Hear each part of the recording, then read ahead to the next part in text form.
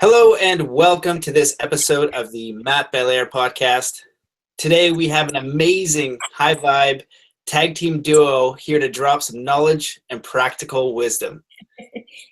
They are both inspirational YouTube rock stars. They are both amazing authors, and they have recently co-authored the book Now or Never: Your Epic Life in 5 Easy Steps. Blow, blow, blow. They run workshops around the world, helping people bridge the gap from where they are to where they'd like to be. I first stumbled across these two as they MC the Socialite Conference in Toronto and was immediately inspired by their energy and passion. I'm so excited to welcome to the show Preston Smiles and Alexi Panos. Woo, woo. How are you? I was thinking, I know you recently got married. How I was going to intro you. Do you guys do like split names, or how's the married life going? It's going good. Yeah, publicly we have our initial names that people know us by, because it just felt really annoying to have to change everything online. And then privately, legally, we're a unit. That's awesome. Mm-hmm. Mm-hmm. We have aliases. Yeah. Nobody will know what our real names are.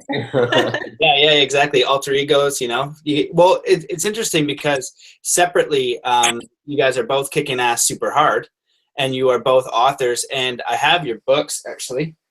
Might as well plug them. Show them off. Yeah. Awesome.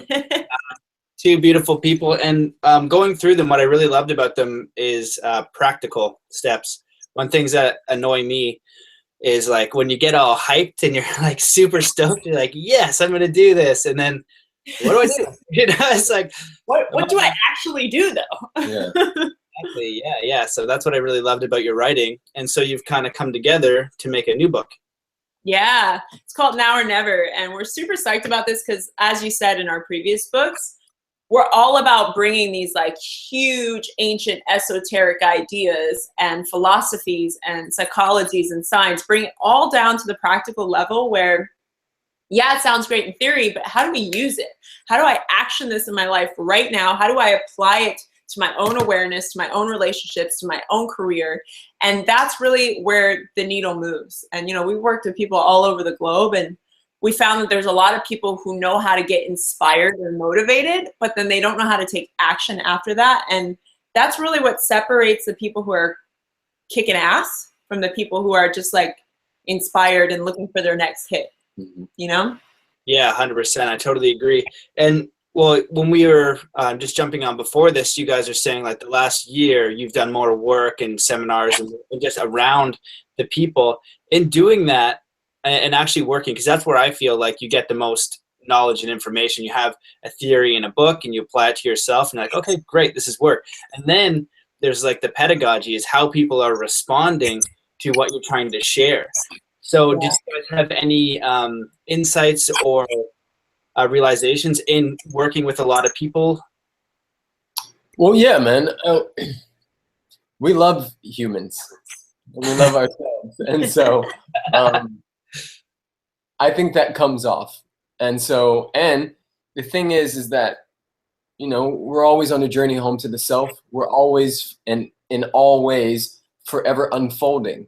If you're not growing, you're dying. And so for us, leading workshops, being students in them, because we're always in the student chair just as much as we are in the teacher chair. Yeah. And so constantly being in that dance, and just literally, we wouldn't have to go to any workshops. All we have to do is pay attention to what happens in our own relationship, and the relationship with the self, and we would have 40 books worth. You know what I'm saying? Like literally, being in a conscious relationship is one of the most challenging, beautiful, rewarding things you could ever step into. And that means conscious with your mom, conscious with your dad, conscious with your friends, and if you are so blessed to step into that and choose it, conscious with your partner. Mm-hmm. Awesome. Yeah. What's interesting too is like working with people from all over the globe. The thing that we find most is like the struggle is so universal.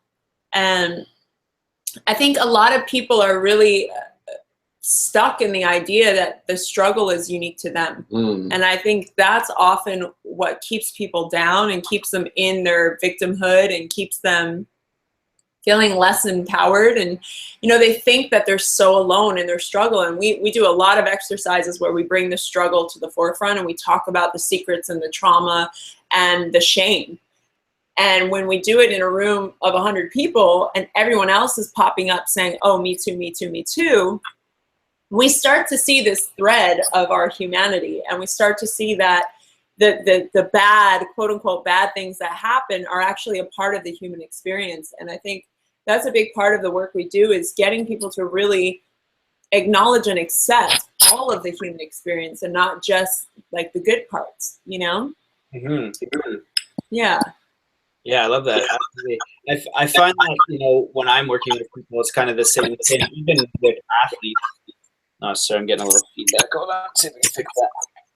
Mm-hmm. With athletes, even if they've achieved a high level of success, they still have those fundamental things. Yeah. And those are the things where, like you said, we feel like no one else has them, and then you feel alone. And it's the kind of thing that you're supposed to shove in the corner. You know, you're not supposed to talk about them. You know, it makes you less than, and that's really, it's a lot of energy. You know what I mean? It's a lot of energy that's going to keep you down if you don't have any other outlet to get rid of it. So I guess I would ask with that question, what are some fundamental beliefs you've seen that people have, right, on a wider scale, that people are just holding and thinking that are unique to them, and how can they start to like uncover within themselves? Because I think that the first step in this journey is the hardest, because you feel so alone. You don't, a lot of the people that I talk to, they don't have anyone else to talk to about it. They're watching you guys on YouTube. They might be listening to the podcast, and then they try to explain this to a friend, but they don't have the information around it yet. They haven't really grasped it, but they see something and they know it's true, and so they're trying to sort it out. Yeah. What's interesting about that, I just want to touch, I want you to talk about the threads, because there's so many, like the universal threads. But before I do, you know, people do feel alone and they feel like they can't talk about certain things with their friends. It's because they've created a dynamic of a relationship that is built on pretending that everything's okay. So, you know, it really comes down to a personal responsibility around that, going, oh, I've created the type of conversation with this person and the type of relationship with this person where there's no safety, there's no trust, there's no openness. And it really begins with us. If we want that, we have to lead with that first. So I just want to put that in the space, because I feel like a lot of people aren't willing to do that, and they want to complain and say, I have no one to go to in my life. Well, it's because you're not opening up yourself. And that's why, you know? Yeah, beautiful. Vulnerability. Yeah. Be open, just and honest, right? Because, we talk about layers, right? Most people are here and you've got like boom, boom, boom, boom, boom. And then there's the honesty, you know what I mean? It's like, today, this is what I drive today. This is, you know what I mean? All of this stuff before we get to the meat. So yeah, I think that's super important. Yeah, it's all a process, man. And bringing love and compassion to that process is the work that we support people in doing in the book and in person and in our workshops and everything else, man. I was listening to Jerry and Esther Hicks this morning, or Abraham Hicks, and she was talking about how, if a train is going 80 miles per hour this way, you would not want that train to suddenly stop and go the other way at 80 miles per hour, because it would probably hurt the content. Whatever's inside would probably get pretty jacked up. And so when one is experiencing themselves out of alignment, right, we support people and remind people to reach for the low-hanging fruit, to do the things that make their heart smile, and to slow the train down gradually.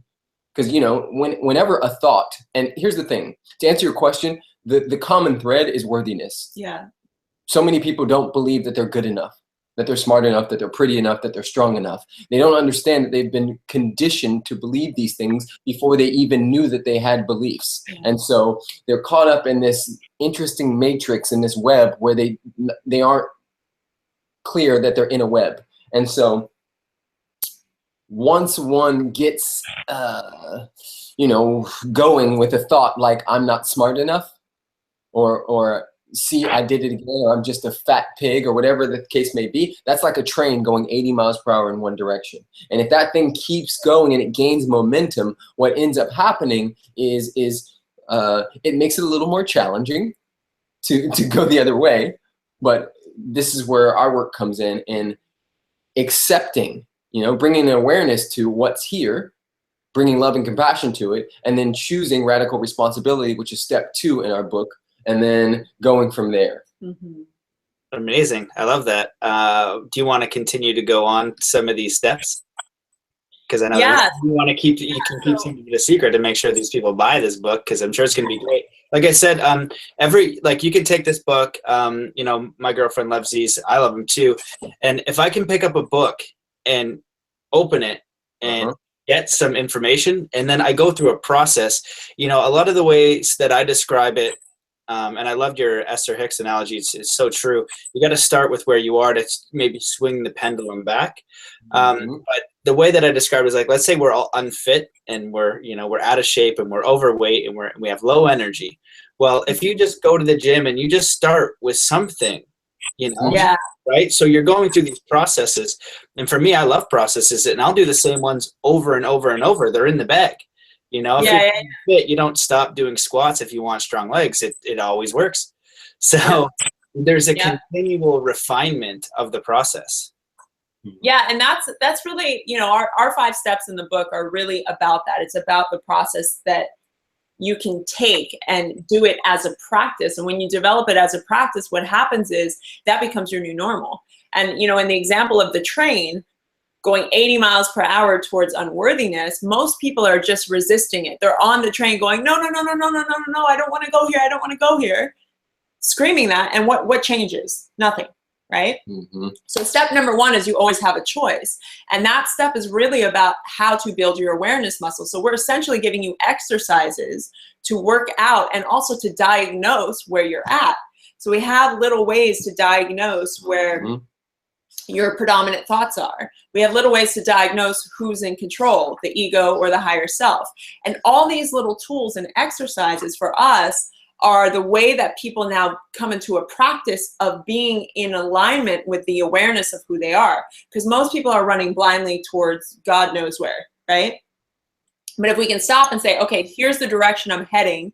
Let me have awareness of that. Let me accept it. And now that I see where I'm heading, what do I do to switch it? And that goes into chapter 2, which is be radically responsible. And we talk about how you can take responsibility for your life, how you can show up, how you can be the space, the context for your entire reality to show up differently. And then that moves into Act Now, which Act Now is this beautiful juxtaposition of taking action to heal the past and also taking action to create in the future. And then our last 2 steps. Mm-hmm. The last 2 steps are, step number 4 is own who you are. And that's about embracing the beauty, the snowflake that we all are, embracing this fantastic journey that we chose to step into when we came through our mother's portal. And then step number 5, which is one of my favorites, is have a blast. And that step, we remind people and teach people how to schedule in play and to tap into their own joy and to live from that, because like attracts itself. We live in a cause and effect world for now that has laws, and one of those laws is the law of attraction. And so if I am experiencing joy in everything that I do, whether it be taking out the trash, whether it be typing, sending emails, then I can only attract more of that. Yeah. And what's interesting about all of these 5 steps, which everything we do is a process, which is why we made it 5 steps. If you're feeling out of alignment with your life, or you're feeling low, or you're feeling stagnant or stuck, we have you go through the 5 steps. Mm-hmm. Number 1, I always have a choice. Okay, what am I choosing?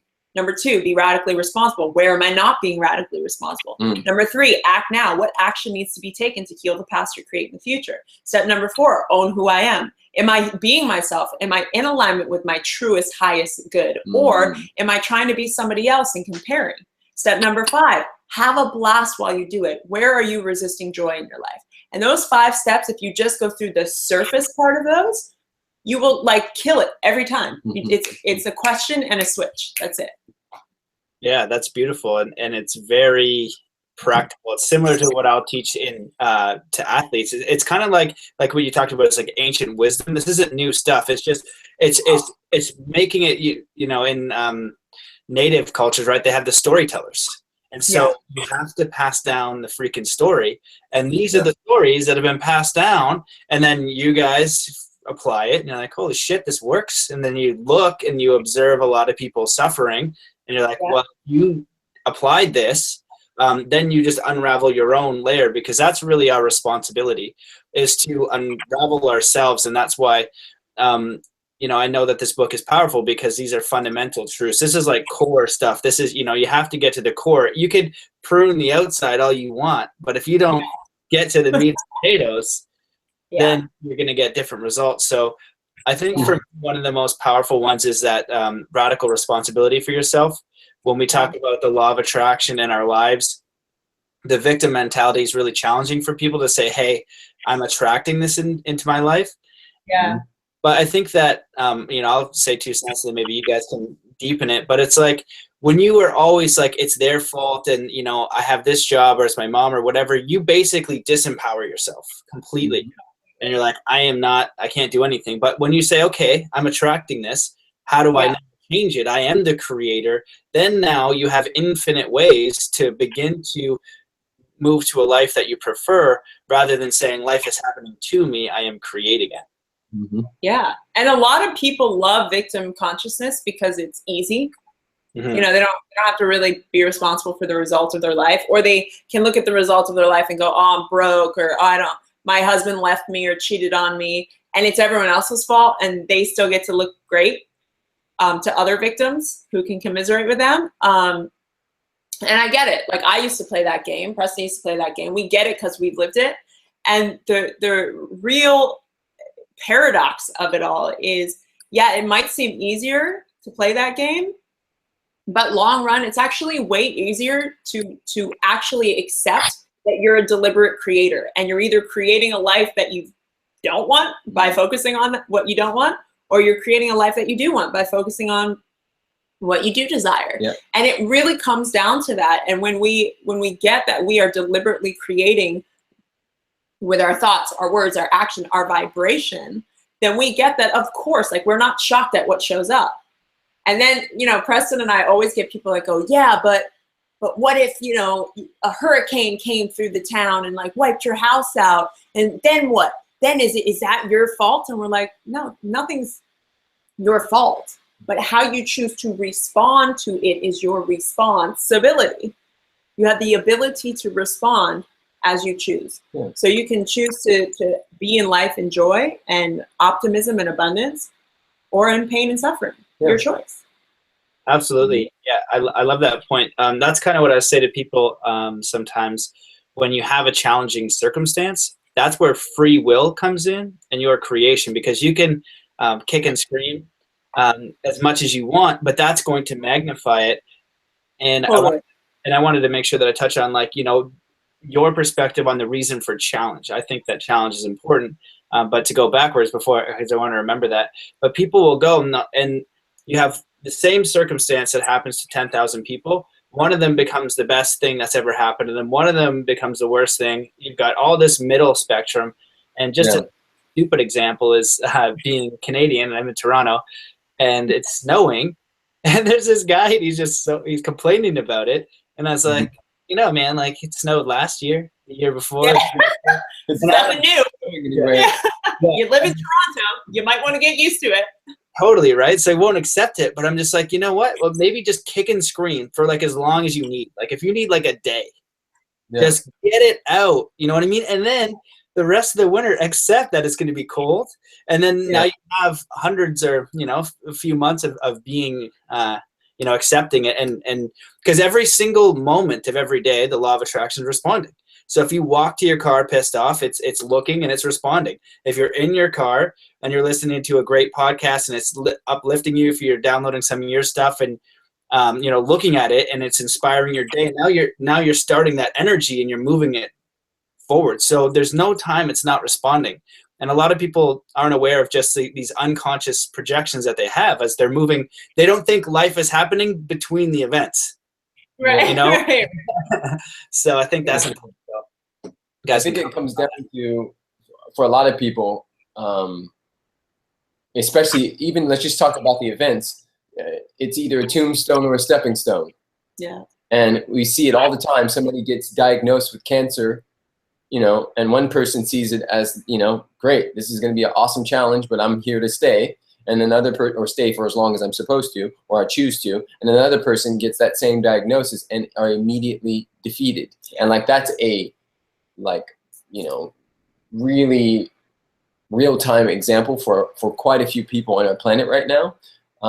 The other thing I wanted to touch on was that none of us can get sick enough or broke enough to help anybody else who are having an experience outside of their alignment. And I find that what's more challenging for me as a conscious choice maker is to see someone out of alignment and not try to fix them, not try to do anything to their behavior, because when I do, especially if I'm deeming it,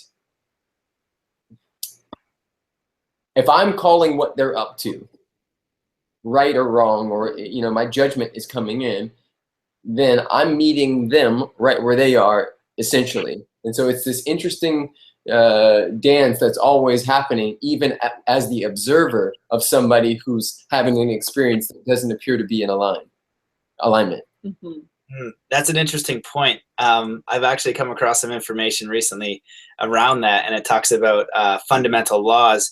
And the highest level of consciousness stuff that I get into always talks about this law of free will. Mm-hmm. Yeah. I've had some teachers in my life where I've asked them a question and they won't tell me. And I'm like, but I'm perceiving them like, you know, I love this space. You know, if Yogananda were here, I'd be at his house hanging out. Like, I just, right? Like, they resonate. And you just, when you see someone, you know, they know. And so, you know, one of the most important things I think around because I have heavy compassion, right? Like, how I got into this was I was so disturbed how we still had war at 13. Mm-hmm. So I started just to look it up, and how, you know, then the internet comes in and I'm looking, and then I get down a conspiracy hole, and then, you know, and I'm looking, and then I see food, and I'm like, holy shit. I was like, it can't be this bad. And I was like, it is this bad. Oh, wow. Yeah. So, you know, I'm super sad and depressed, and then I'm trying to tell everybody, like, hey man, like, do you know? Nobody gives a shit. Yeah. So we all have the same story. That's hilarious. So nobody cares. So what I found recently very interesting is that through free will, everybody has the right to experience what they want in their own bodies. And the other one that I came across was not everybody's here to learn the same lesson or learns at the same speed. Yeah. As you see somebody going through suffering, that's where I love Buddhism, because it's compassion. If your kid breaks his leg, you don't go break your leg too so he feels better. You're just like, oh, little guy, like, I feel so bad because I know how much that sucks, right? Yeah. That's where as a thought leader or a creator, we can choose to say, hey, we offer you an example, so now you see another frequency if the time is right, but we'll know that because whatever they're going through, like, it could be they're addicted to drugs and they're homeless and they're so mangled, and, you know, you just observe it and you're like, oh man, that sucks. But that guy has gone through his life, and maybe he was here and now he's at the bottom, and all of a sudden through that catalyst, you know, like the alchemy of creating all that coal and negative energy, it shoots him to a whole nother perspective. Yeah. And you know what's interesting about that though too is, like, and human beings do this because we're, you know, meaning making machines. We judge everything, and that's how we feel a sense of control in an uncontrollable universe. But what's interesting is compassion, and we all do it. It comes forth because we still are deeming something as wrong or bad. Like, somebody's in a hole and they're abusing drugs and they're, you know, at the depths of their life, and we're going, wow, I have compassion for this person, which essentially is saying they're in a bad place, right? It's making a judgment on where they are. And Preston and I have been playing with this in our work of, what if we don't judge where anybody is as good or bad, but it's their process, it's their teaching, it's where they are. And, you know, some people have to go down the hole of addiction to get the learning that they're here to get. Some people have to go down the hole of disease to get the learning they're here to get. And there's a story that I read in a book somewhere, a true story, about this guy he's a psychologist, and he was training in school with somebody who was in a wheelchair, who was either a paraplegic or had MS. I can't remember, but they couldn't move. And this guy who wrote the book was sharing that he would always like help the guy in the wheelchair and take him out to lunch. And one day he was talking about like, yo, man, I love that we're friends. And the guy in the wheelchair goes, we're not friends. And he goes, what do you mean? We've spent the last like 6 months together. We studied together. Like, I love hanging out with you. He goes, you still treat me like I'm disabled. You still treat me like I'm handicapped. You don't see me as an equal yet. You're still looking at me as, oh, a poor guy. And that hit me so hard, because it's this understanding of like, how are we looking at people? Are we looking at them as equals? Yeah. Or are we looking at them from our like good life and going, poor them? And the work that we're doing in Africa, you see it, right? Like a lot of people come in, we bring a lot of volunteers out, and they come in and they go, oh, these poor kids, these poor people, they don't have electricity, they don't have running water, these poor people.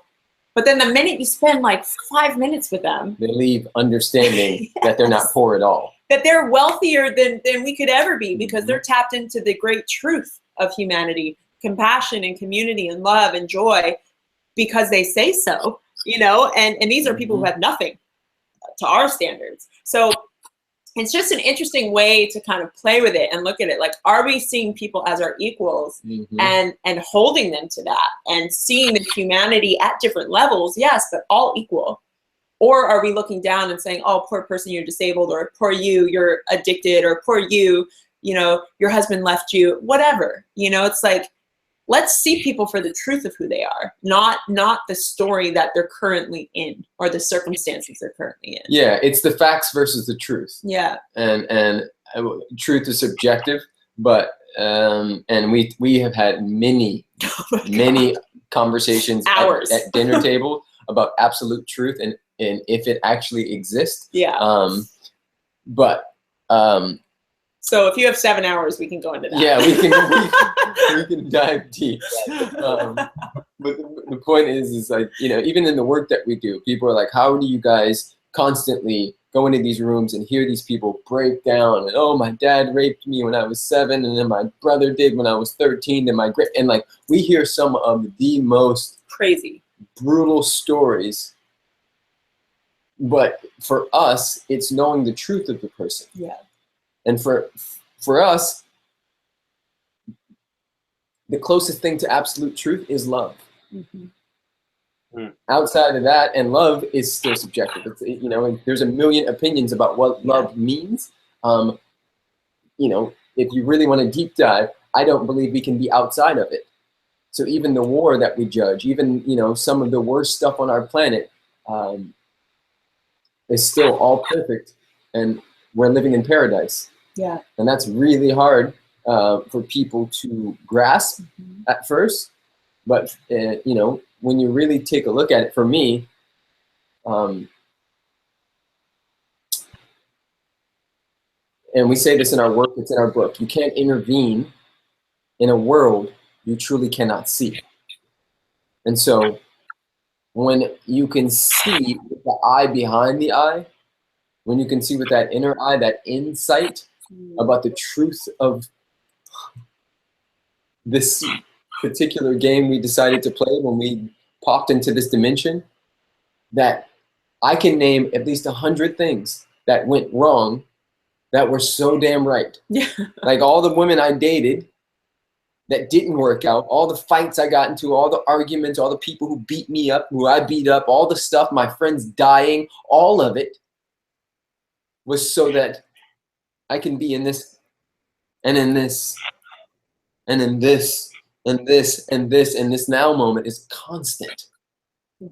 So it's an interesting thing. We could a rabbit hole. Super deep dive. That's the place I'd like to be. Well, you guys, you shared a lot there that I want to just kind of touch on a little bit. I love when you talked about Africa and these kids, right? And you're having like compassion for them, but meanwhile, maybe in their eyes, they have compassion for you. Yeah. You know, they're like, these guys are so lost. They're not. They're always like this. Yeah, they're always on these little devices. Right. So I think that's so important. And then the other thing, you know, when you guys were talking earlier, you're just saying when you're doing seminars, you're also the teacher. You know, that divine spark or light or creation is in every single thing, and it's also us as a mirror too. So there's, in that perspective, you know, good or bad. I had an interesting podcast with my friend Sean the other day, and he's kind of like a mad scientist, but he figures it all out through just basically like an engineering science mind, and just talks about how like basically I'm not very good at this, but like the highest heat, what gets to like whatever that word is, and the coldest cold turns into the same damn thing, right? Yeah. So, you know what I mean? So all like, yeah, right. So it's just a spiral. So we're observing it, but we're apart, and really, so there can't be a spectrum. It's just information. And then we're putting that label. But if we can kind of open up to the information and open up to the space, and I really love what you said about love, because I've trying to remember this. I don't know if you guys have heard it, but it's like there's one truth or something, and it's love, and everything else is perspective or something like that. Like, you know, one like general like real truth is like the love, and then your mind comes in and judges, you know, this, you know, and it's going to section it up however it likes through its unique upbringing and perspective and thing like that.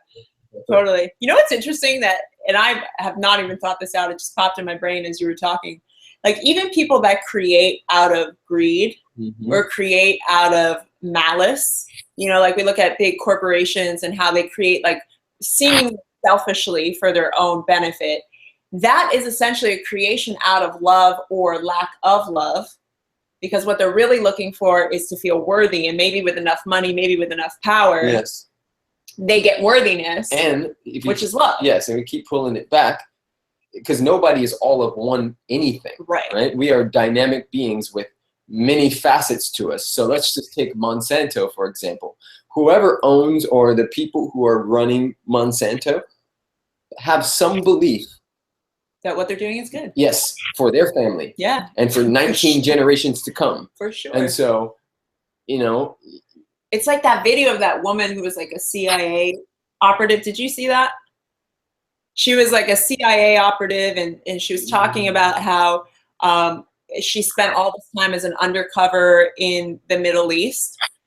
And she said that the thing is, they think we're terrorists. And we think they're terrorists. They think what they're doing is protecting their people and protecting their sovereignty. And we think what we're doing is protecting our people and protecting our sovereignty. So who's right? It's all subjective, right? And we're all doing it out of the love of our country, of our freedom, of our people, of our brothers. And we're all doing the same thing, essentially, and calling the other person wrong for doing exactly what we're doing. So. Yeah, and that gets into the whole world scale of, you know, what's happening now. I think with the global awakening and information is like realizing that we're the same.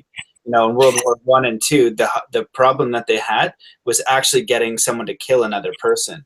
So this is my rabbit hole of specialty when I got into it, is how do we get into killing people? Because that's so against our nature. We do not want to do that. And they created a very, very bloody smart system to create that, but you must create an enemy. And just even look at all the movies, you know, you got a guy with the turban on, right? It's not a family that's just grown up there, and they look outside and you've got the US military, like, go away. Like, we're not coming over there with the, you know, piss off. Like, we're just trying to chill out here. But when you create that, then we can get people involved in the fight. And that's number one, is to create an enemy.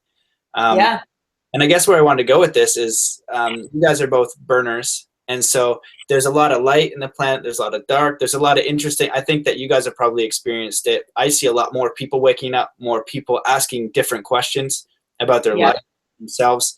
And how do you see, you know, on the big scale, like things going within your own life? Like, what are you guys excited about? What are you learning? What are you experiencing? What do you want to create? And what do you think is happening, you know, globally with people? Good question. So I believe that the world is like a big sleepy bear in a cave. And if you were to wake up, well, let's just say you, right? So let's say you were sleeping, Matthew. I look like it's like, I'll take it. Kind of. So you're sleeping, it's 3 a.m, you're in the deepest sleep you've ever been in. And then somebody comes and hits the lights, sounds an alarm, and starts shaking you. Now, you're still in the process of waking up, but in that process, you can get a little grumpy. Because you're like, dude, what the hell? Can we just kind of coast our way into this wake up? Can I get a dimmer switch or exactly. something? Can I get some meditation, some binaural beats slowly waking me up, right? So my belief is that the world is in one of those, where the wake up doesn't look like, to the spiritual community or those looking on the outside, it doesn't look very graceful. Yeah. It looks like pain and suffering and war. But in my opinion, all the movements and all the things that are sort of springing out and where the importance is for people, instead of, they're still paying attention to the Kardashians, but they're also paying attention to, lots of other stuff. Yeah. And Standing Rock and Black Lives Matter and a lot of other stuff just in the US alone has proven and shown us that young people are now more educated and invested in us being a global society than ever before. Or let's just say this, since the 60s. Because I'm 36. And so, my sister's generation, my generation, up until now, like over the last, essentially, let's say 7 years, there's been a gigantic shift. Like, nobody was talking about this stuff when I was 13. This wasn't a thing when I was 16. It wasn't a thing when I was 25. It just happened, in my opinion, and we're in that stage where everybody's, sort of grumpy. But what happens is, after that, if I handed you, a warm glass of tea or something and rubbed your back for a little bit and said, it's going to be okay, we're just waking up, buddy, you may, have that same smile on your face like you do right now. Man, that's a really, really beautiful analogy. I think the same thing as well, because I'm 32. I'm going to be 33 in a few months. Sure. I was having a conversation with myself essentially for the longest time, and then only the last couple of years, people, it's grown. And I think that's a really interesting analogy. And what I think is important is that, when I was 13 or 15, I would say that I had a different perspective. A lot of people wake up through a trauma or something, and I was just seeing it, and I was just like, this is fucking bullshit. All of this is bullshit. My dad's watching politics. It's like, they don't ever tell you the truth. Yeah. It's like, I already know I'm looking at nonsense. So why do you keep investing in this nonsense? And so now I'm 32 and I have experienced 32 years of living. And now my expression of that is what now the younger generation is viewing. So now they get an option of baloney or something else, whatever this, it could be baloney, I don't know. But they get those two perspectives, where our generation really got one. We got Fox News, we got the same, or, Coca-Cola, Pepsi spread out. So now us living it, we're starting to take control. And then we're going to have these, they're already here, these little energetic mother effing ninjas. You know what I mean? Yeah. They're just going to, it's like in snowboarding, when I was doing it, 900 was a big deal, Now, if you do that your wrong way, and a double flip, you're just getting started. You know what I mean? Yeah. I'm just like looking at like, sweet God, you're like 14, like, geez. Yeah, how is it possible? So they're here, man. And I think that, as we wake up, and you set the example, right? Now they can go down your YouTube rabbit hole. Hey, have you heard of like Preston Smiles and Alexi Panos? And then boom, they got a huge rabbit hole. Yeah. Then you connect with someone else, and that provides them a rabbit hole. Totally. And what's interesting about all of this too is like, the chaos that we're seemingly experiencing in the world. I was watching a documentary last night. They were talking about how we're actually at a time in the world where rape is at its lowest that it's ever been. Death in war is at its lowest that it's ever been. Petty crime is at its lowest that it's ever been. People are living at the highest standard of living that they've ever been living in. And yet it seems like everything is like in shambles, right? Like, especially to someone who's just waking up, you're like, oh my God, our food is poisoned. You're going down that rabbit hole. But the interesting thing is everything is like bubbling up to the surface. And we saw it with this last election here in the States. where everything came to the surface, all the hidden racism, all the hidden bigotry, all the hidden divide of our country and of the middle and the lower and the upper class. It's all rising so that we can face off with it and stop bullshitting and pretending like it hasn't been underneath the rug. We've just been sweeping it underneath the rug for centuries and pretending like it's not there. And now we're at a time and we're at like a critical point where it's like, okay, everything's coming to the surface. It's just like in a romantic relationship, shit will come to the surface so that you can clear it and go deeper. And that's what's happening. Like, we experience this mass wake up and this mass chaos that we're feeling is the old system crumbling because it can't hold on to secrecy anymore. And this, like, the rise of transparency and the like need and the must of authenticity is coming through. And like you said, the younger generations aren't buying it anymore. So try and pretend that you've got it all figured out, and like, it's not going to work. And we see companies now that have been around for ages that are just falling apart because nobody's buying that BS anymore. Like, now it's a stand for radical authenticity, radical honesty, like radical truth. And we want that, even though it may not always be pretty. Like, give it to us straight. And I think that's beautiful. And that excites me. I know that excites us, because I'm sure it excites you, because people who are in this sphere, it's like, it's the thing that we've been feeling was necessary to come forth. And now that it's here, what we can create as deliberate creators and conscious creators within that sphere of like radical transparency and calling a spade, we can be so much more effective now because there's space for us to speak truth. And I think that feels really good, because now it's just a matter of, okay, how do we want to create vehicles and rabbit holes for people to dive into? Because there's going to be a mass awakening. So people need rabbit holes from you, from him, from me, from all of us, because some people are going to resonate with you that won't resonate with us, and vice versa. So whoever's out there, if you've got something on your heart that you're feeling, like, create your rabbit hole, because people are waking up and they need a space to go to. And, you know, there's somebody for everyone, really. That's beautiful. You said so much stuff there. The one thing I was going to touch on was just authenticity and being where they are. We all pretend to be so much further than we are. When we go to a coach or a human being, and if you just say, how was your day? Or I have this question, and it's the deepest question you could ever imagine. And you just sit and think, and you have no psychology background. You're a freaking plumber, whatever, your average job, you're a woodworker. And you think, and you know what? You go, from my experience in my life, this is the information that I can offer you to help you, other human being. There you go. We've succeeded. But all this kind of bullshit, right? And then with the awakening thing, it's like, we have this little house, and we've seen it, with politics and Monsanto, and we're like, ignore. So I am personally stoked. I saw this coming, like, I thought it was going to come a long time ago. I was like, light fire to your house.